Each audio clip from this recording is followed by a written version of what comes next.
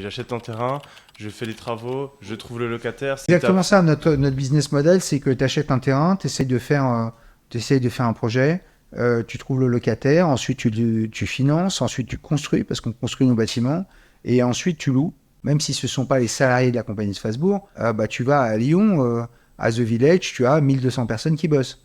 Et c'est une responsabilité, on a une équipe à nous d'une quinzaine de personnes là-bas, mais en réalité, notre impact économique, c'est pas 15 personnes, c'est 1200 personnes sur ce site. Et donc à ce moment-là, bon, j'imagine que tu n'es pas le seul promoteur immobilier en France à te focaliser sur ce groupe, sur ce secteur d'activité.